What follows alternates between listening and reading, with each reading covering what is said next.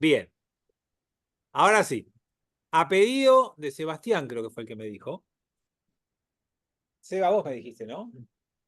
Vamos a ver como primer tema el aborto. Si nos da tiempo, hay un segundo tema. A ver, ¿cuál es la postura del Alajá? Lunes 1 de julio.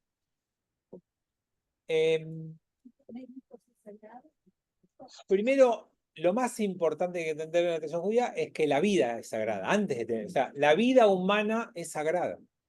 Porque cada vida humana está hecha a imagen y semejanza de Dios. Ese es uno de los grandes temas que revoluciona la Torá. A veces lo damos por como menor, pero no es menor, porque antes de la Torá, no todas las vidas valían lo mismo. Antes de la Torá, la vida de los reyes era sagrada.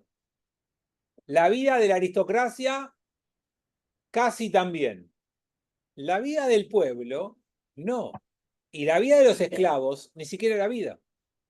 Entonces, cuando la Torá dice que Dios crea al hombre a imagen y semejanza, y todos descendemos de ese hombre, no es un cuentito, es establecer que ninguna vida humana puede ser quitada. La vida humana es sagrada. No importa si sos rey o esclavo, venís de Adán y heredaste la misma dignidad que se le dio al primer hombre, porque todos descendemos del mismo.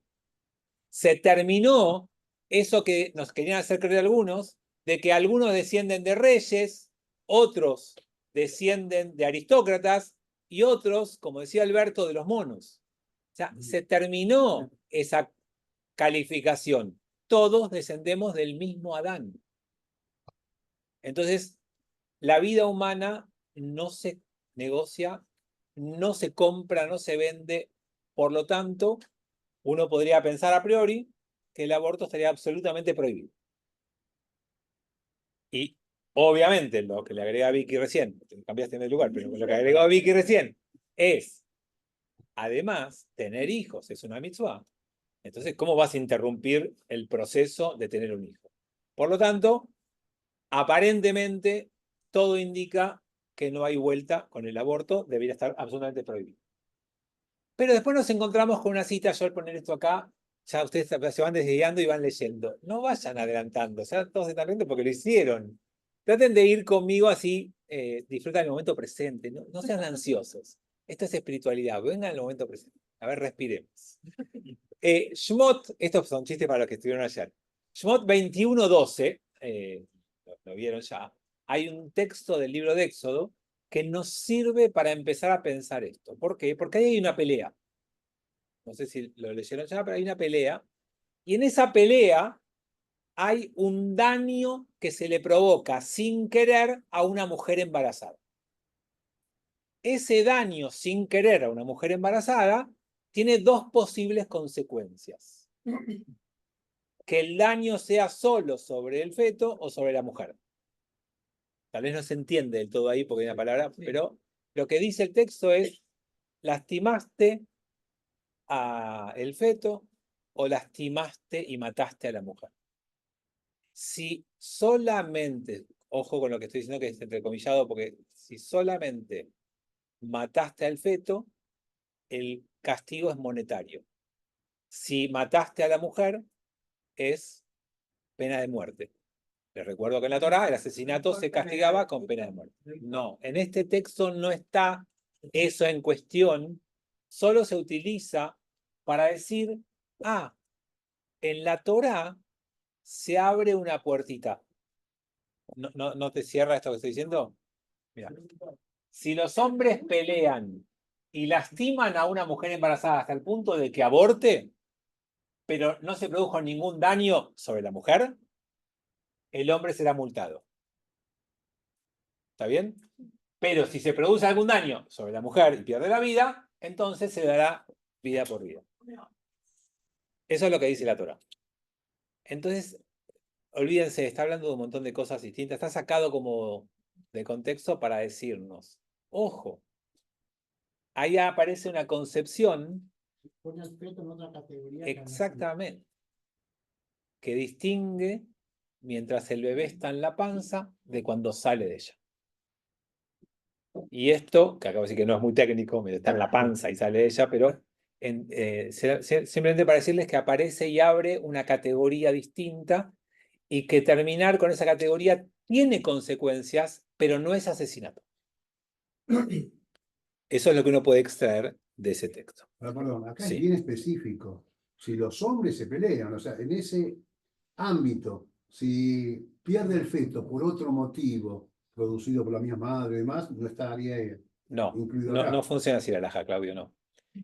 Lo que la halajá, cuando quiere fijar la halajá, lo que busca es que exista en la Torá dos categorías distintas para la mujer embarazada y para el bebé habiendo nacido, y que esas dos categorías, persona viviente o feto, no sean igual, y que si uno termina con la vida de una o de la otra, no tenga esas consecuencias. Eso es lo que ellos aprenden de este versículo, nada más que eso.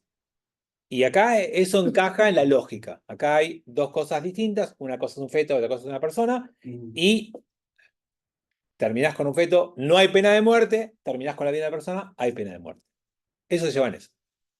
Entonces, a partir de acá, viene un texto de la Mishnah. Si una mujer tiene dificultades en el parto, si está en proceso de parto, y entonces empieza a haber un problema con su propia vida por ese nacimiento, la Mishnah dice, matás al feto. Ya no es un feto, ya matás al bebé antes de que nazca. Salvo que ya haya asomado su cabeza.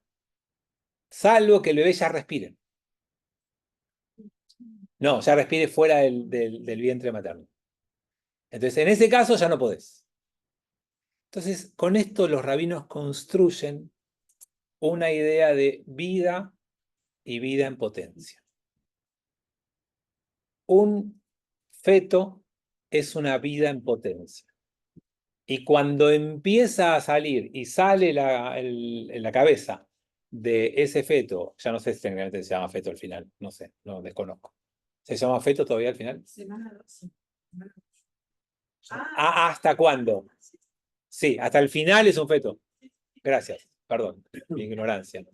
Entonces, cuando nace, cuando asoma la cabeza, ya es un ser viviente, un ser con vida normal o sí, vida plena, y antes es una vida en potencia. Entonces, lo que van a concluir los rabinos con estas dos cosas, y muchas más, yo les hago un resumen cuando les traigo esto, ¿sí? Es que, en principio, se abre una puerta que permitiría el aborto. Lo que habría que ver ahora, vamos a ver la próxima, pero yo no quiero pasar porque ustedes ya empiezan a mirar, en qué situaciones, de qué manera, de qué forma, pero si acá hay un versículo de la Torá que pone al feto con un castigo monetario y no de vida, y hay otro que dice que si la mujer está siendo amenazada por su feto, debe ser abortada, sin dudas, cosa que la iglesia no permite, acá se abren instancias distintas. Esto es más, todo lo que vemos acá siempre es más sortido. Entonces, esperen que esto tienen que... ¿Se entendió bien lo anterior? Si una mujer tiene dificultades en el parto, el embrión que lleva adentro debe ser desmembrado, miembro por miembro, porque su vida tiene prioridad sobre la vida de ella. Una vez que haya surgido la parte más grande, o la cabeza, no se puede tocar porque porque no se debe enviar un alma por otra. ¿Se entendió eso? Porque su vida tiene prioridad sobre ella. No, es al revés. Al revés. Porque la vida de ella tiene prioridad sobre ella. Sí. Está medio mal la redacción. Cuando toma la cabeza, ya la mujer Su vida tiene prioridad sobre la de... Sobre la de ella es la del embrión. La del embrión, la del feto. Sí. Ella está Sí. Puede ser un problema de traducción. Puede ser que esté mal traducido. Los artículos, el género. El género, exactamente. Aceptan. Sí. Esto que les acabo de decir, Torah y Mishnah, siempre estamos hablando de textos que todos reconocemos.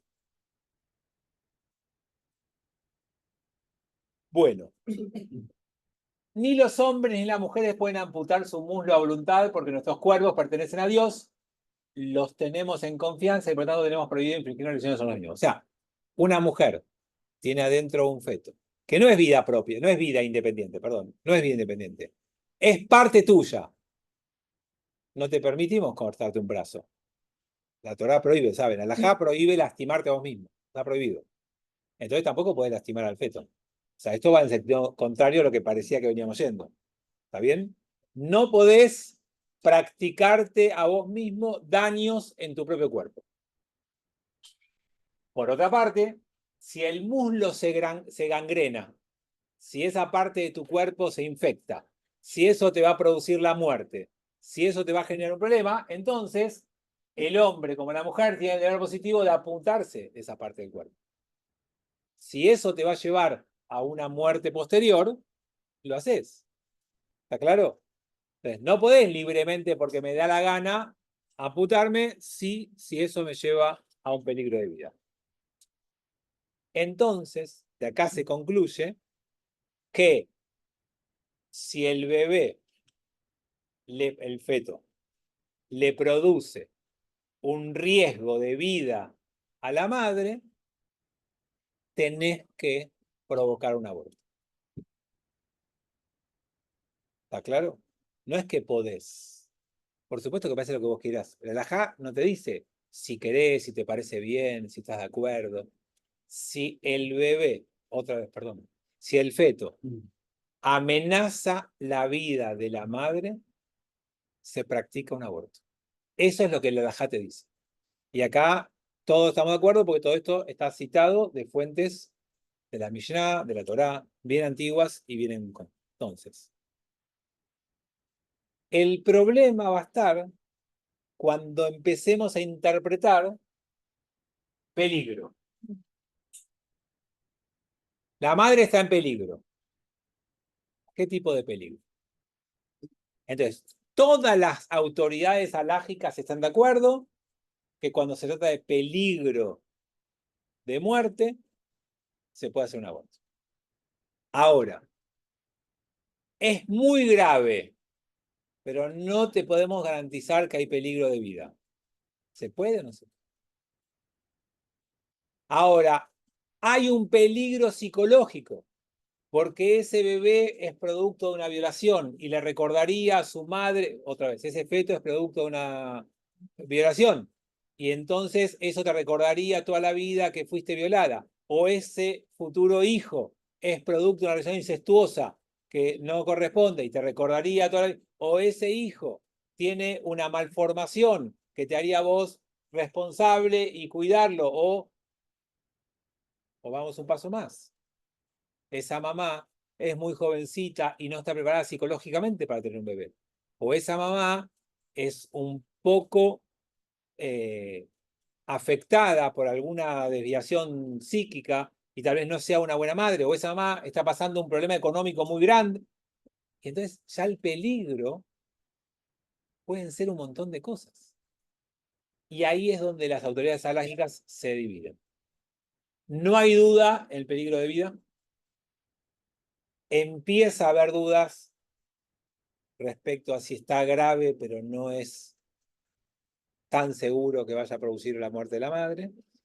Y cuando hablamos de peligros psicológicos, solamente las autoridades más liberales, dentro de las cuales hay algunas más ortigas y otras reformistas, habilitan el aborto. Ahora, ¿lo puse o no lo puse? Hay una frase que quiero que lean. Sí. Ahora, hay algo que hay que entender muchísimo en qué pasa con todo esto. El aborto no es un método anticonceptivo. El aborto no es una decisión ligera para tomar. El aborto únicamente debe surgir como recomendación rabínica o halágica en casos en donde realmente las consecuencias de traer ese bebé al mundo sean tan, pero tan relevantes en lo negativo, tan graves, que habiliten ese sistema. ¿Qué pasa, Leo? Te vi ya de 2 veces, ¿me viste la mano? ¿Qué pasa?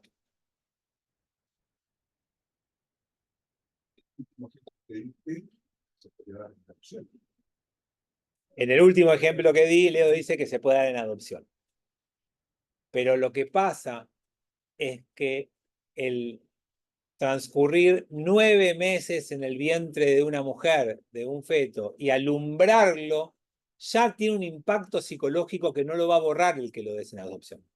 Lo que no significa que entonces que aborte siempre, ¿eh? No estoy a favor ni en contra, estoy simplemente cuidando lo que los rabinos liberales cuidan de la mujer que pone su cuerpo y que acompaña una gestación, un embarazo de 9 meses, con todo lo que eso implica, más el alumbramiento, el ver a esa criatura y después entregarla, también tiene su... La que dijo 2 cosas.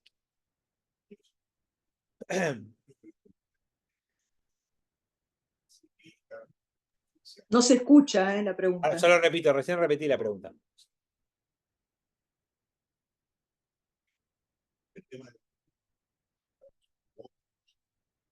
Bueno, acá dice, no me refiero a temas de muerte o de gravedad, sino una joven de 15 años que queda embarazada.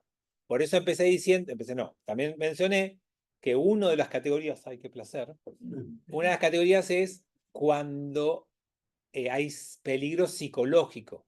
Y una de las dimensiones del peligro psicológico es que la mamá no esté preparada para ser mamá. Y no está preparada para ser mamá porque es muy chiquita, porque no tiene todavía la madurez necesaria, y entonces entraría dentro de esa categoría. Pero como les dije, esto solo va a estar aconsejado o acompañado por rabinos muy liberales. Son los más liberales los que pueden llegar tan lejos la palabra peligro. La mayoría se queda un rato antes. Espera que está él y después vas. En el caso de que el futuro bebé ya tenga previsto que va a tener deformaciones o patologías, ¿no se escucha la opinión de los padres? No tiene Solo es obligatorio Sí. en el caso de muerte de la madre. En todo lo del resto de las cosas, ¿Hay que seguir adelante? no. Ni una, o sea, puedes decir, mamá, papá, ¿estamos preparados para tener un hijo con la malformación que sea y queremos ser padres? Bienvenido sea, y entonces ahí no hay que hacer nada. ¿Estamos convencidos de que esto nos va a traer un trastorno psicológico, que no vamos a poder ser padres porque no estamos preparados? Bueno, ahí alguna autoridad rabínica puede decir, liberal, te acompaño en tu decisión de hacer un aborto. Pero la gran mayoría de los rabinos te va a decir, no. Explicás liberal porque un ortodoxo seguiría adelante para... Y algunos conservadores también.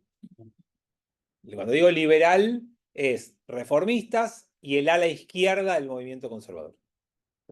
Pero todo esto es, cada caso hay que estudiarlo, hay que verlo, qué impacto puede tener, qué consecuencias puede tener. No se resuelve acá, simplemente les quiero contar como el abanico de opciones más generales y después hay que analizar cada caso.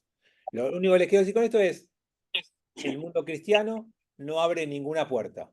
El mundo judío abre alguna puerta en todos los casos, por ejemplo, peligro de vida de la madre, y algunas puertitas para algunos rabinos en algunas situaciones, que contemplan excepciones. Adri. Sí, en varias clases anteriores se habló de las cosas más graves dentro del judaísmo y siempre el fruto de la relación incestuosa estaba como en el top 1, digamos, y cuando hablamos de inseminación artificial, por ejemplo, y que era una causal para ser expulsado del judaísmo. Pero asesinatos... No, expulsado del judaísmo es una... No existe. Como que estaba de la comunidad, como que quedaba por fuera del... No, yo lo que conté es que vos estás hablando del incesto. Yo lo único que dije del incesto es que hay 3 cosas por las cuales no podés transgredir, ni siquiera si tu vida está en peligro. O sea, si a vos te dicen, o cometés incesto, o te mato, tenés que dejar de matar.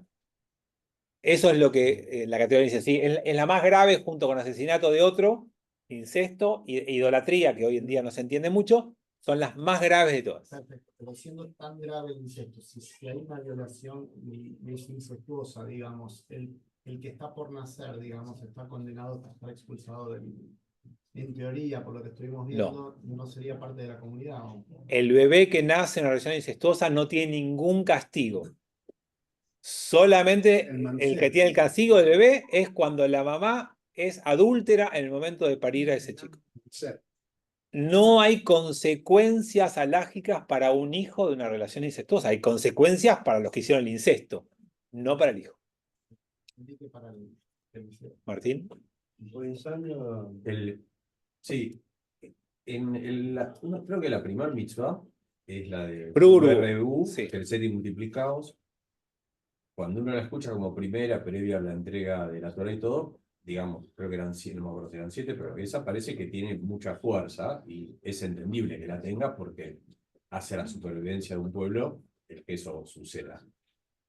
Y después vienen otras cosas, ¿no? Que vos pusiste ahí, algo de la Torah, algo de la Mishnah, y después vienen estas explicaciones. Y poniéndolo en el entorno de esto que estamos estudiando de la halajá, que yo creo que continuamente a mí, posiblemente a muchos nos surja la misma duda, es decir, ¿no parece a veces como que vamos encontrando las formas de acomodarlo a las necesidades o a la modernidad o a lo que sucede? Es decir, si esa mitzvah parece ser tan importante y lo es, ¿por qué encontramos, digamos, esto para justificar la Ok. No sé si se entendió la pregunta. Martín pregunta si, capaz que se escuchó que estaba cerca, pero Martín preguntó si no parecería esto acomodarnos a lo que acá necesitamos en la modernidad, porque si esto es producto de la primera mitzvah que aparece en la Torá y es tan importante tener hijos, ¿cómo interrumpir un embarazo que viene a cumplir una de las mitzvahs más importantes para la Torá y para la continuidad de un pueblo? Y en este caso, parecería que estamos acomodando las cosas. Más o menos eso preguntaste. Bueno, ya lo vimos el primer día.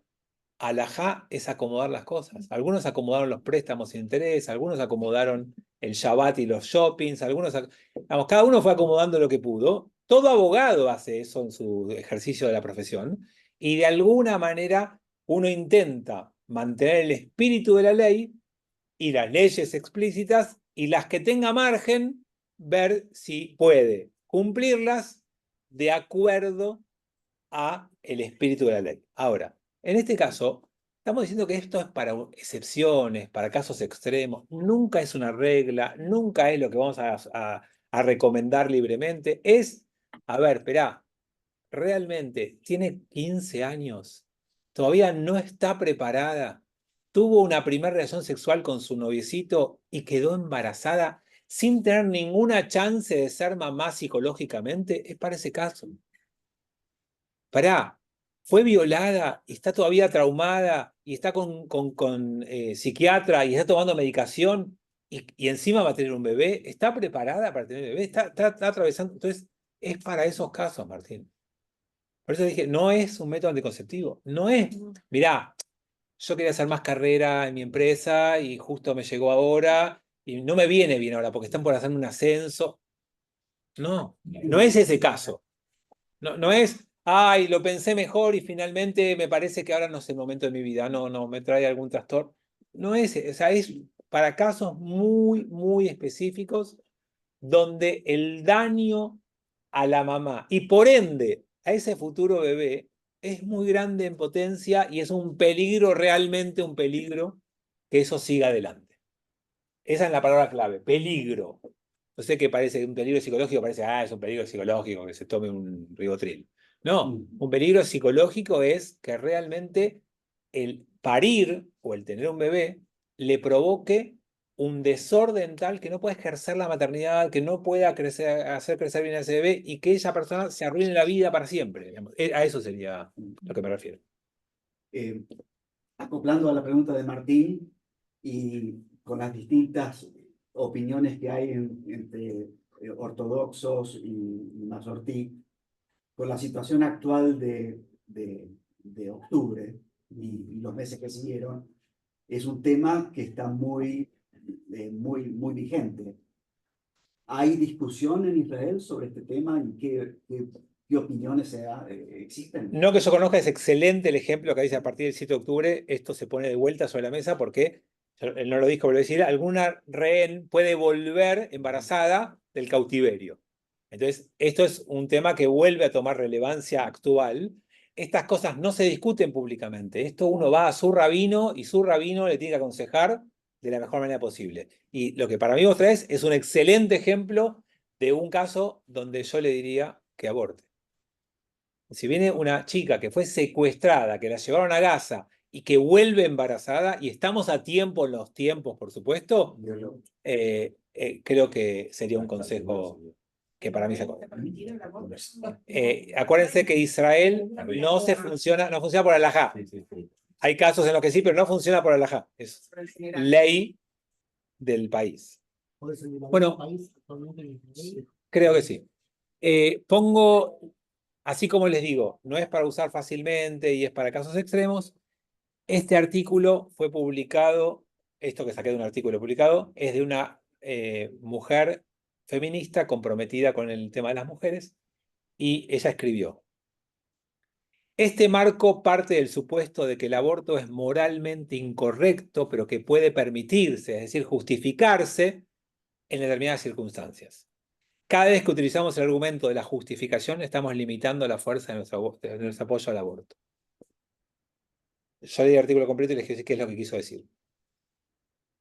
Parecería ser, cuando lo discutimos entre hombres o entre personas, mujeres que no están en ese momento de la vida, y hablamos de esto con ligereza, la mujer no debería abortar. No importa que fue violada, no debería abortar. Bueno, espera, estás tremendamente mal, bueno, voy a justificar el asesinato que estás por hacer. Lo que ella quiere plantear en esto es que no lo veamos de esa manera.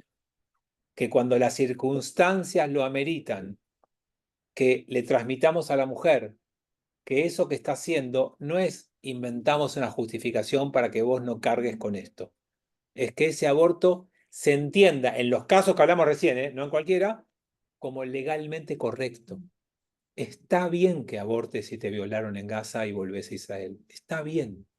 No es que está mal y justifico que lo hagas. ¿Se entiende lo que traje como final? O sea, me pareció una idea interesante.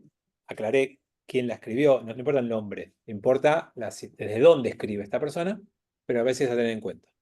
Porque lo que a veces no nos damos cuenta, tal vez ustedes sí, pero algunos no nos damos cuenta, es lo difícil que es también para una mujer tomar esa decisión. Y entonces hablamos de la decisión y nos olvidamos de la dificultad que tiene para esa mujer tomar esa decisión y después vivir con esa decisión. Entonces hay que acompañarla a que si la decisión que se tomó, entendida por esa familia y por ese rabino que lo aconseja, es una decisión que amerita, transmitirle que está haciendo lo correcto, no que está haciendo lo incorrecto y le justificamos que haga lo incorrecto. ¿Ok? Bueno, con esto cerraríamos el tema aborto y pasamos al último tema. ¿Estamos bien? Sí. Bueno. Próximo tema es más ritual, porque traté de ir jugando con lo que ustedes me pidieron, que haya alguno más moderno, actual y alguno más ritual, y tomé el de la lectura de la Torá. Y en la lectura de la Torá con algo bien actual que se llama lectura trienal. Levante la mano, ¿quién sabe qué es la lectura trienal? Bien, muy poquitos. Ok. Por secciones. Sí, por secciones, pero eso no responde bien qué es la lectura trienal. Bueno, vamos a empezar. Ya se los puse ahí, están mirando, así que no sirve que le haga la pregunta, pero iba a preguntar, ¿desde cuándo el pueblo judío lee la Torá? ¿Cuál es la primera cita fiable que leemos la Torá? ¿Primer Shabbat? ¿Puede ser? ¿Cómo el primer Shabbat? ¿Primer Shabbat después de recibirla? No. Ahí no habla de lectura de Torá. En la Torá hablaba de una lectura de la Torá cada 7 años. Empezó a haber frío para algunos. Ponemos... ¿Sí puede ser? Gracias. ¿Cuándo? Está escrito ahí, pero bueno, ¿saben quién fue Ezra? Por eso no lo dijeron a nadie. Bien.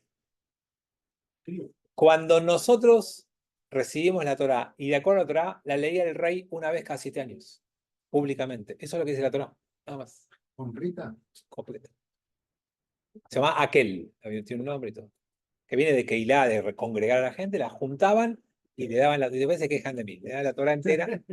Bueno, cuando nos expulsaron a Babilonia, cuando destruyeron el templo de Jerusalén y nos expulsaron a Babilonia, cuando volvimos a cargo de Esdra y Nehemia. Estamos hablando más o menos del siglo V antes de nuestra era. Y cuando el pueblo volvió en el libro de Nehemia, Esdra y Nehemia es como Ortega y Gasset.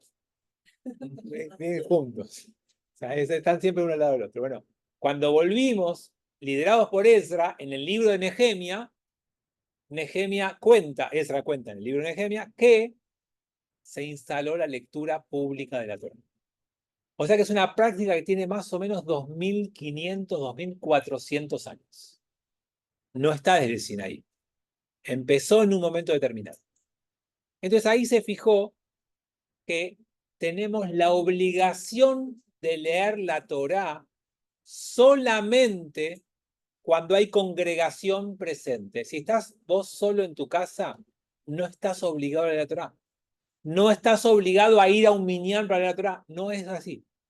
Si yo me quedo en mi casa el sábado a la mañana y rezo a la tefilá del sábado a la mañana, los mato si hacen eso, pero no estás transgrediendo nada.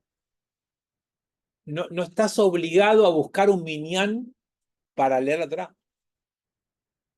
O sea, la obligación de la lectura de la Torá no es personal, es comunitaria, congregacional. No es personal. Y originalmente se iba a leer la Torá solamente los días sábados, Shabbat. Tenés tiempo, leemos la Torá. Pero hay una cita de la Torá que dice que el pueblo judío salió de Egipto, empezó a caminar en el desierto, anduvo 3 días y se rebelaron porque no había agua. Y entonces los rabinos dijeron, si el pueblo de Israel se rebeló porque le faltaba agua después de 3 días, que nunca le falte al pueblo de Israel el agua durante 3 días. Y como la Torá es agua, es vida, nunca puede haber 3 días seguidos sin que el pueblo de Israel, todo tipo digo pueblo porque no es que cada judío, sin que el pueblo de Israel lea la Torá. Entonces establecieron días de lectura de Torá, lunes, jueves y sábado, para que nunca haya 3 días seguidos sin lectura de Torá. Y ustedes van a decir, ¿por qué lunes y jueves y no otra combinación? Porque ya en Shabbat está y no creo que haya muchas opciones, habría una más, pero lunes y jueves en la antigüedad eran días de mercado. Entonces ya se juntaban los días. Entonces iban un ratito antes, leían la Torá y después iban a comerciar. Entonces fue fácil de implementar, coincidió una cosa con la otra, y entonces desde aquel momento, que ya debe tener como 2000 y pico de años esta práctica, lunes, jueves y sábado, que haya congregación con minyan en un lugar, con Torá, estás obligado. Si no, no hay obligación. ¿Vamos bien ahí? Dice que empezó en el templo de Jerusalén, lunes, jueves y sábado. No. Cuando volvieron, hubo que reconstruir el templo. Entonces se supone que las primeras congregaciones están cuando nos expulsaron a Babilonia y cuando volvimos hasta que se reconstruyó el templo. En el templo de Jerusalén no había lectura, había corbanota y había sacrificio de animales. ¿Y dónde se leía? En las congregaciones que empezaron a aparecer mientras no hubo templo. Y se consolidó en el después de la segunda destrucción. Ahora, ¿cómo funcionaba esto? Agarraron la Torá entera y la dividieron en parshiot. ¿Y qué hacían? Leían cada semana una parte, una parashá, una porción. En la tierra de Israel, la costumbre era demorar 3 años en leer la Torá. Y en Babilonia, la costumbre era leer la Torá una vez por año. O sea, demorar 1 año en leer la Torá, mejor dicho. Bueno, entonces, cuando estaba la posibilidad, se podían haber hecho los 2 sistemas y se eligió el de Babilonia, porque la mayoría de las cosas son como Babilonia, porque Babilonia era Nueva York, era Estados Unidos desde antes. Entonces, los judíos más ricos, más sabios y con más poder estaban en Babilonia. Entonces se fijó el sistema de 54 parshiot, 54 partes de la Torá, y cada Shabbat una, algunos 2 y sermías. Lees todo el año la parashá. Estamos hace 2000 años. Pero espera, se dividió en parshiot y hubo 2 costumbres y después priorizó una y siguió una. Esa costumbre era tardar 1 año en leer la Torá entera. Y cada semana una para allá y a veces 2. ¿Seguimos bien? Bueno. Una vez que hicieron eso, dijeron, bueno, ahora esta para allá hay que subdividirla para no leerla toda junta. Y entonces cada para allá se subdividió en 7 partecitas. Y cada partecita se llamó aliyá. Y entonces vos tenés el Shabbat 7 aliyot. Y lunes y jueves les pareció mucho 7 aliyot. No se puede leer 7 aliyot. Entonces le hicieron 3. ¿Por qué? Porque la gente está ocupada y tiene que ir a trabajar y no tiene tiempo. Siempre se buscó, y está hablando de hace 2000 años. Buscaron, a ver cómo nos amoldamos. Bueno, lunes y jueves 3 y el sábado 7. Las primeras 3. El lunes y el jueves son las mismas primeras 3. O sea que si el sábado llegas tarde, las primeras 3 ya sabes. Bueno, así funcionó. Bárbaro. Y entonces, ¿cómo leían públicamente? Llamaban a Martín, Martín venía y leía una aliyá. El primero decía una brajá antes de la Torá y el último decía una brajá después de la Torá. Y en el medio, cada uno de los judíos que subía leía la Torá. ¿Está bien? No leía así. Leía así. Pero ese era el procedimiento. Entonces, funcionaba genial. Claro, al poco tiempo, la mayoría de los judíos no sabía leer la Torá. Casi como ustedes. Entonces, ¿qué hicieron? Inventaron un rol profesional. Se adecuaron a las circunstancias. E inventaron el Baal Coré. No sé si escucharon una vez hablar de un Baal Coré. Un Baal Coré es un lector profesional de la Torá.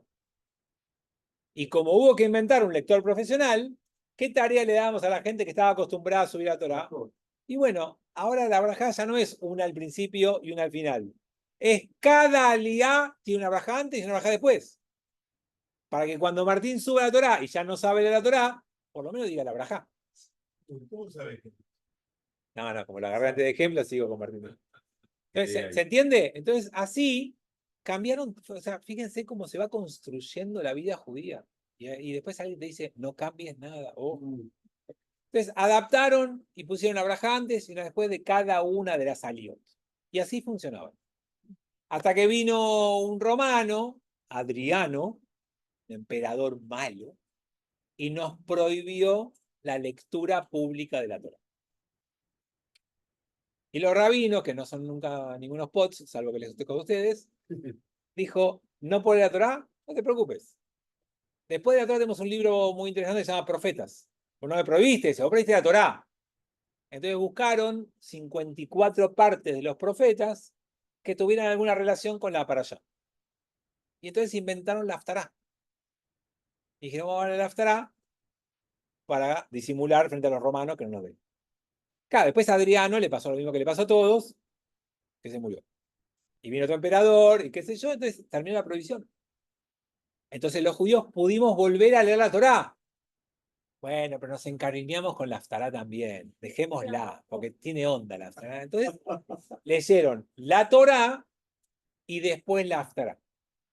Y entonces llamaban a 7 tipos a que vengan a leer cada uno una bendición de la Torá, y al octavo que venga y bendiga la Haftará. Y el octavo dijo, ¿para qué? ¿Yo soy menos importante que los demás? ¿A ellos 7 le das la Torá y que yo soy un schlepper que me das el Haftará? O sea, la Haftará tiene menos santidad. Ok. Inventaron el maftir. Entonces, vos lees 7, como leías siempre, terminás, Hantaj Hasikadish, que cierra una etapa, cerraste, y después llamas al maftir, que es el niato que se quejaba, y le das el final de la séptima. La volvés a leer para que pueda bendecir a la Torá. Y después ese mismo bendecía al Haftará. Para que nadie le diga, ah, vos donás menos, vos sos menos, tu sangre no vale. ¿Está bien? Me quedo tranquilo ahora, porque vos sos mastir muchas veces. Pero, El maftir ¿ves es la que séptima aliyá. el maftir es la repetición del final de la séptima aliyá? Una parte, ¿no? Por eso, Sí. salvo que ese Shabbat sea un Shabbat de una fiesta especial, entonces ahí metieron un maftir distinto para la fiesta. Pero, De otro corta. rollo. Sí, pero pero se entendió lo que pasó. O sea, lectura de la Torá es un invento posterior, lectura de la Torá dividida es un invento posterior, lectura de la Torá con brajantes, y después, todo se fue agregando y lo fue construyendo la halajá. Estos somos nosotros, eso es el pueblo judío, así somos. Y lo fueron llevando a cada uno de estos puntos. Ahora, siglo XX, era tecnológica, digital, la gente no entiende hebreo, el Google no funciona cuando escuchás todavía. Entonces, leer una parashá entera, que son 5 o 6 capítulos, para el que no entiende hebreo, se hace tedioso. Y la lectura de la Torá era el corazón de la ceremonia, lo más importante, la Torá. Y entonces la gente, en lugar de respetar la Torá, se iba afuera, charlaba, hacía cualquier cosa. Eso que hacen ustedes. Eso mismo que ahora. Entonces, No cambió nada. Peor los que charlan a entonces, nuestro movimiento, que quiere acomodar las cosas porque entiende que el judaísmo vivo es cuando te vas acomodando, es como vos en tu familia. O sea, yo a mis hijas, cuando eran más chiquitas, les prohibía el celular en la mesa y peleaba la batalla. Ahora son un poco más grandes y están, y bueno, un poco sí, un poco no, vamos negociando. Antes los viernes se quedaban en casa siempre, ahora están un poco más grandes. Todas hacen una salida y hacen una fiesta, un cumpleaños que mi hija va a ser la única que no va. Uno va negociando, se va Ahora te dicen acomodando. ellas a vos. Ahora me dicen a mí lo que tengo que hacer. Uno se va acomodando. Digamos, esto que le pedimos a la JA es lo mismo que hacemos nosotros con nuestras prácticas en la vida. Y las vacaciones son sagradas, ¿eh? A las vacaciones venís, porque somos de la familia. Y después me decía, mirá, mis amigas se van de viaje, estoy de novia. Bueno, trae el novio, pero vení igual. O sea, te vas acomodando, lo haces siempre. Entonces, la alajá es igual. Entonces nos fuimos acomodando. Y cuando se descubrió esto, cuando vio esto, dijeron, si está en la costumbre de Israel, que tardaban 3 años en leer, ¿por qué tenés que seguir aferrado a la de un año? Y ahí los ortodoxos no entraron en eso. Hasta acá todos estos cambios llegaron porque son más antiguos. Cuando dijeron, no, para. ¿Cómo que vas a agarrar una costumbre de hace 2000 años y la vas a introducir ahora porque te conviene, porque te gusta, estás acomodando las cosas? Sí, como vos cuando cobras interés. Bueno, nosotros no. Entonces el momento más Ortiz hizo trienal. Dijo, vamos a tardar 3 años en la Torá. Pero no le gustó la lectura de Israel. ¿Por qué? Porque eso hubiera hecho que cada Shabbat en cada templo se lean cosas distintas. Entonces dijeron, bueno, vamos a ser creativos. Vamos a hacer una lectura trienal, pero que no cambie la parashá de cada semana. Entonces la idea brillante que tuvieron es, el primer año leemos el primer tercio de cada parashá. El segundo año, el segundo tercio de cada parashá. Y el tercer año, el tercer tercio de cada parashá. Entonces lo que lograron con eso es, todos los templos del mundo siguen leyendo la misma parashá. Acortaron la lectura un tercio. A un tercio, perdón. Acortaron atrás a un tercio. ¿Está bien? ¿Qué más queremos? Eso es leer. ¿Cómo? Eso es leer, eso no es una lectura. ¿Cómo que no? ¿Por qué? Tiene sentido. Sí, no. Pero porque no entiendo. No, se va. Cada rabino, el rabino, el grupo de rabinos, tomó cada para allá, dije Carmen, tomó cada para allá y pensó cómo se divide en 3 para que cada texto tenga una lógica propia, no interrumpen ningún tema en la mitad. Hay algunos años que un tercio es más largo y el otro es más corto, porque no hicieron. O sea, Tiene lógica, sí, tiene absolutamente continuidad lógica y cada tema está cerrado en sí mismo, no se dejan temas colgados y a veces terminan diciendo casi toda la para allá, porque no querían hacer eso, pero la mayoría de veces pudieron hacerlo y la mayoría de las veces acortaron un montón en lectura, pero además, cuando vos estudiás la para allá, el que decide estudiarla, estudia la para allá completa, no un tercio. Pero cuando la lees públicamente en hebreo, cuando nadie entiende hebreo, la lees en el tercio. Pero la parashá, cuando ustedes me escuchan a mí una prédica el viernes, yo no la preparé sobre un tercio. Yo tuve que estudiar toda la parashá para ver qué les digo. Y la clase De a uno. 7 aliot. Sí. Entonces, cuando lees un tercio, te vas a leer 3 aliot o vas a hacer 7 aliot del primer tercio. Eso último. Okay. Dividiste. 21 aliot. Claro, dividiste cada parashá en 3 tercios y agarraste cada tercio y lo dividiste en 7 aliot. Eso es lo que se hizo. Saúl. Sentate acá. Sí,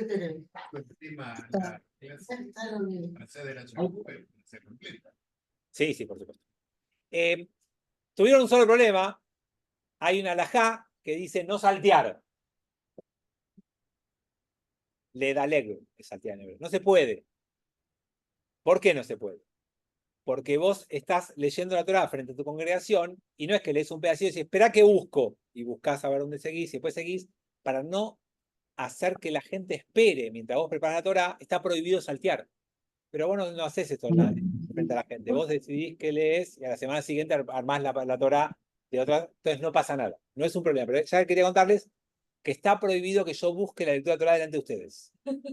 Hay que venir antes y buscarla, porque sería una falta de respeto a la congregación. Bánquenme un poquito que busco. No se puede. ¿Está bien? Bueno, sí. Estoy haciendo el lugar. No, y tengo que ir hasta allá. Anda vos A la allá, tarde, y acá. ya son las primeras 3 salidas de la semana. Sí, correcto. O sea, cada para allá se lee 4 veces las primeras 3 aliot y una vez las últimas 4 aliot de María. Todas las semanas se lee 4 veces las primeras 3 aliot. El sábado en Minjá, esa la tarde. Lunes a la mañana, jueves a la mañana y sábado a la mañana. Las primeras 3 las volvés a leer. Y el sábado a la mañana también lees las 4 siguientes. O sea, 4 veces 1, 2 y 3, una vez 4, 5, 6 y 7. No, porque no tenés minyan, no estás obligado. No pasa nada. Si nos juntamos a rezar minjá, no puedo no leer la Torá. Pero si no hay minyan, no pasa nada. No, eso es cuando hay una festividad. O hay Shabbatot especiales que nos preparan para una festividad, hay una segunda Torah que se saca, pero solamente Shabbatot especiales. Se llaman Shabbatot de doble apellido. Y cuando un chico hace por ahí la lectura de la Torá sábado a la tarde, porque eso pasa también. A veces ahí ya lee las 3 de la semana siguiente. De la semana siguiente. Bueno, todo esto, se los conté para que conozcan la Torá, cómo funciona, para que vean en un ejemplo claro cómo la halajá evoluciona y cambia, pero además, el espíritu de esto. Cuando un rabino se sienta a pensar todas estas cosas, no es para acomodarse a la realidad. No es para que todo sea más fácil. Es para no perder la atención de los que escuchan. Es para que la Torá siga impactando en la vida de la gente. Hay batallas que podés dar y otras que no podés dar. Hay batallas que tenés que seguir dando. Si alguien dice, terminemos con los tefilim, ahí no hay, los tefilim sigue. Ahora, si te dicen, escúchame, 20 minutos escuchando la lectura de la Torá, me pierdo, no entiendo hebreo, no hay manera, no sé hebreo. No. Si la solución es, mira, te hago un curso de hebreo acelerado, así aprendés a hablar hebreo. El hebreo bíblico es más difícil que el hebreo común. Aprende hebreo. ¿Quién te va a decir, bueno, sí, dale, Raúl? Es más fácil sacarte una donación que eso. Entonces, cuando ves que hay batallas que no podés dar, es mejor decir, ¿sabes qué? A ver, tengo una posibilidad, sí.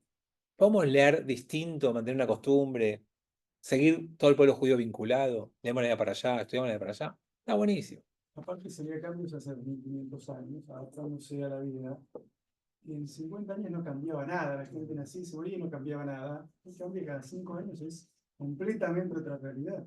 El ritmo de los cambios me parece que demanda mucho más ahora que antes. Sí, ayer nos enteramos con Santi Bilinki de todo eso. Y no te imaginas. Tremendo. Bueno, pero sí, acuerdo 100%. Lo que él dijo, por si no se escuchó, porque está bueno, es que en la antigüedad había muy pocos cambios. Y a pesar de que había pocos cambios, igual los rabinos se animaban a ir haciendo adaptaciones y cambios para que todo funcione. Imagínense hoy que el mundo cambia, él dijo, cada 5 años. Yo creo que fue muy generoso y que cambia cada menos, pero está bien.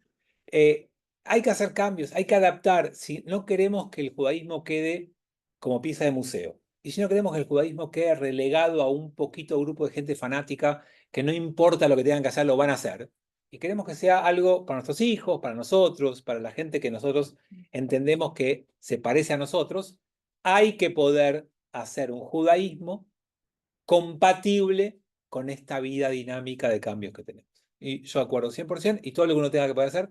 Les voy a contar la última y cierro el espacio y lo dejo para la semana que viene, la Gebruta, es que incluso algunos proponen que permitamos tener un Kindle en los asientos de Shabbat para que sigan la lectura de la Torah.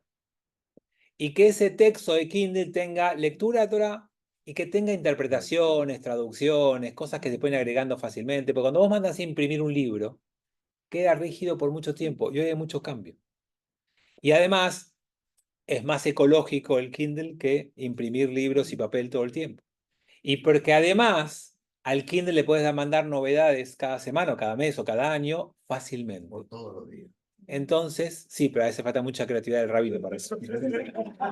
Entonces, hay posturas de que, por supuesto, que sea un ebook no conectado a internet, que no te permita chequear mails, que no te permita usar WhatsApp, que sea solamente el texto de la Torah, pero con un formato amigable, que si tenés años como yo, agrande la letra, que pueda jugar con interpretaciones mientras estás leyendo la Torah, que vos leas alguna interpretación moderna, actual, alguna antigua, alguna...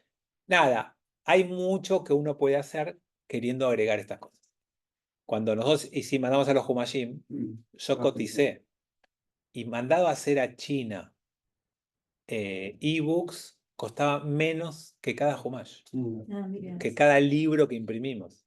Pero como todavía no hay mucho plafón para que la gente en Shabbat se siente y reciba una tablet, ¿Cómo le decís que no saquen foto?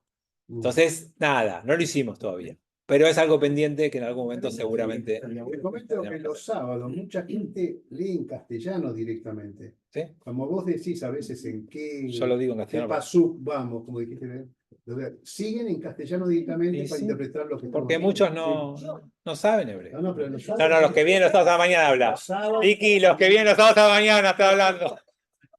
Teléfono, Vicky, teléfono. Es lo que hacía, ahora estoy Bueno, aprendiendo. Está facturando. Buenísimo. Está facturando. Bueno, hasta acá llegamos con este espacio de Alajá.